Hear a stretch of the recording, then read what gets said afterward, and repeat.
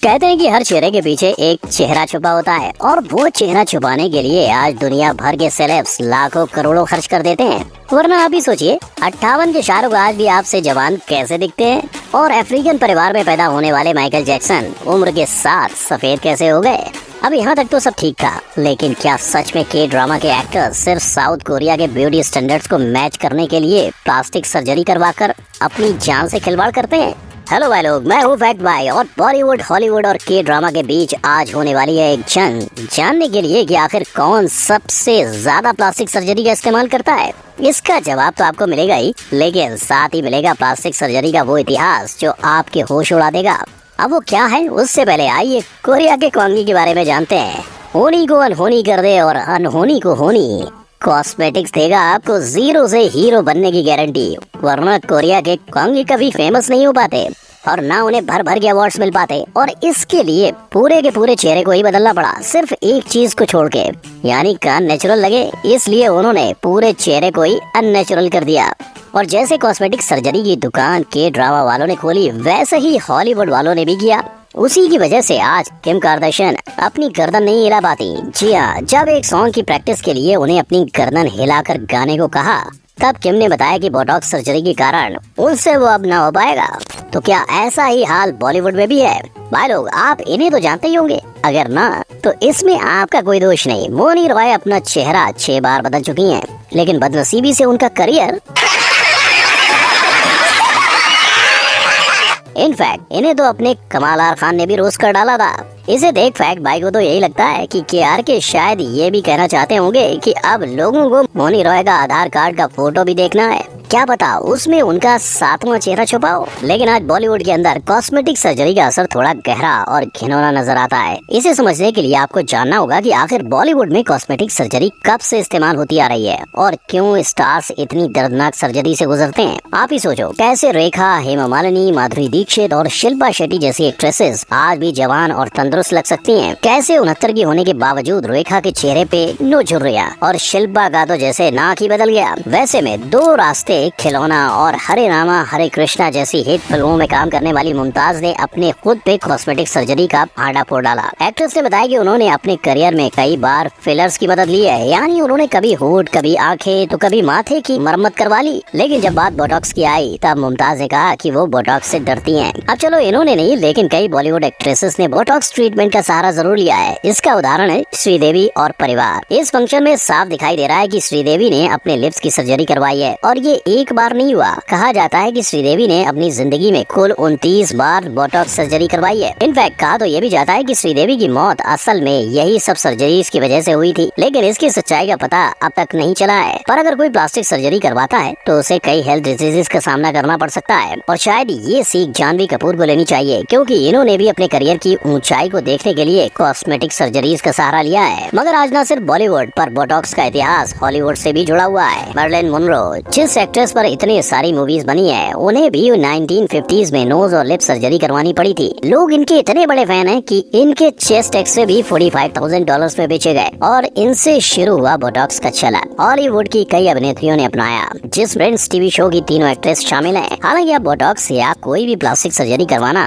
Hollywood में एक आम बात हो चुकी है और सर्जरीज को एक आम बात साउथ कोरियंस भी मानते हैं। सोचो, जिस देश को cosmetic surgery capital of the world कहा जाता हो, वहाँ के एक्टर्स अपना कूपन कोड तो इस्तेमाल करेंगे ही, राइट। इसी के चलते आज साउथ कोरिया में दुनिया की 25% कॉस्मेटिक सर्जरीज होती हैं। अब जिस जगह पे जॉब पाने के लिए सर्जरी की जाती हो, वो जगह के ड्रामा एक्टर्स का क्या हाल होता होगा। इसीलिए के ड्रामा और के पॉप के कई लोग साउथ कोरिया के ब्यूटी स्टैंडर्ड्स को मैच करते हैं। वही पार्क सू यंग, जेनी किम, ली योंग बक जैसे एक्टर्स साउथ कोरिया की ब्यूटी स्टैंडर्ड्स को नहीं मानते। अब सवाल ये भी आता है कि ये ब्यूटी स्टैंडर्ड्स आखिर हैं क्या, जिससे हर दूसरे कोरियन को सर्जरी का सहारा लेना पड़ रहा है। इसकी शुरुआत होती है चेहरे से। इनके मुताबिक आपका चेहरा छोटा और वी शेप का होना चाहिए और इसके साथ आपकी स्किन भी सफेद होनी चाहिए। इतना काफी नहीं था तो इन्होंने इंसानों के फिगर पे भी स्टैंडर्ड बना डाले। और तो और आपके पैर लंबे होने चाहिए और दोनों पैरों के बीच थोड़ा गैप भी दिखना जरूरी है। अब आप ही सोचो, जब टीवी एड्स और सोशल मीडिया पे कंटिन्यूअसली यही चीजें दिखाई देंगी तो शायद आप भी कॉस्मेटिक सर्जरी कराने की सोचोगे।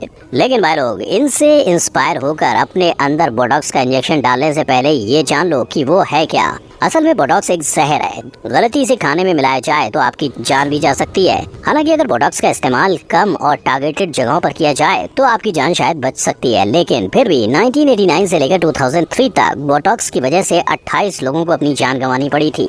पर हाँ, हर साल 3 मिलियन बोटॉक्स इंजेक्शंस के मुकाबले आपको रिस्क फैक्टर कम मिल सकते हैं। शायद इसीलिए राखी सावंत हर दूसरे साल बोटॉक्स की मदद से अपने लुक्स बदला करती होंगी। उनका ये मानना है कि अगर उन्होंने आर्टिफिशियल सर्जरीज नहीं करवाई होती तो शायद ही कोई उन्हें इंडस्ट्री में काम देता।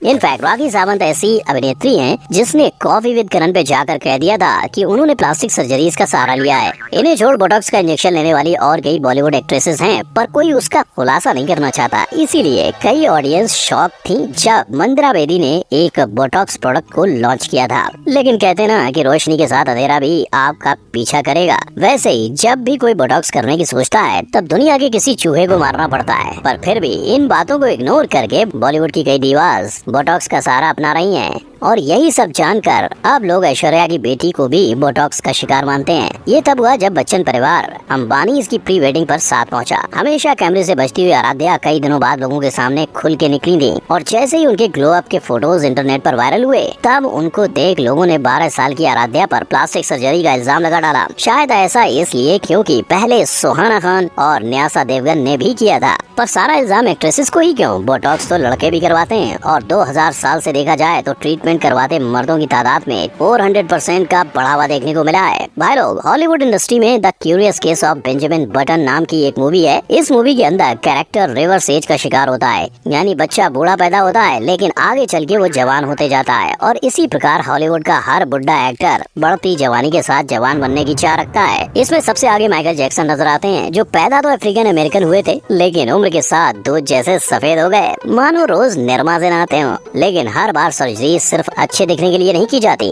किम ह्यून जुंग को ही देख लीजिए, इस भाई साहब की नाक बचपन में खेलते समय टूट गई थी और उसे ठीक करने के लिए उन्हें नोज जॉब का सहारा लेना पड़ा था। अब ये अलग बात है कि वो इसकी वजह से ज्यादा अच्छे लगने लगे, लेकिन शाहिद अपने नोज जॉब के पहले और बाद में दोनों में अच्छे लगते हैं। जी हाँ, विवाह के बैचलर ने भी अपने नाक के साथ छेड़खानी की है, और इनके साथ साथ शाहरुख खान ने भी अपनी छुर्रियों से लड़ने के लिए बोटॉक्स ट्रीटमेंट करवाई है। हालांकि टीडी टॉक के दौरान शाहरुख ने बयान दिया था कि 51 के होकर भी उन्होंने कभी बोटॉक्स का इस्तेमाल नहीं किया। पर फैक्ट बाय की माने तो बॉलीवुड, हॉलीवुड और के ड्रामा के सेलिब्रिटीज अपने फैंस के लिए एक गलत मैसेज भेज रहे हैं। एक आम इंसान को अगर बोटॉक्स की ट्रीटमेंट करवानी है तो उसे पर सेशन 8 से 15,000 रुपए भरने पड़ते हैं, और भाई लोग, इतना खर्चा करने के बाद इन सर्जरीज की सक्सेस होने की गारंटी 90% है। इसीलिए कन्नड़ा टीवी सोप एक्ट्रेस चेतना राज सामने आती है। ये लड़की अपना वजन कम करने के लिए सर्जरी के लिए गई थी, मगर कभी वापस ही नहीं आ पाई, सब कुछ डॉक्टर की लापरवाही की वजह से। और आज चेतना जैसे कई लोग होंगे जो सस्ते के चक्कर में उन डॉक्टर्स के पास जाते हैं जिनके पास लाइसेंस तक नहीं होता। आपको क्या लगता है भाई लोग, इस किस्से का असल जिम्मेदार कौन है? सस्ते ऑप्शंस ढूंढती जनता, या फिर महंगे ट्रीटमेंट कराकर शोबाजी करते एक्टर्स? लेकिन इससे पहले कि आप प्लास्टिक सर्जरी को इंडिया में बैन करवा दो, फैक्ट भाई बता दे कि इसकी शुरुआत इंडिया में ही हुई थी। फादर ऑफ प्लास्टिक सर्जरी का खिताब सुश्रुता को जाता है, जो आज से 2000 सालों पहले रहा करते थे।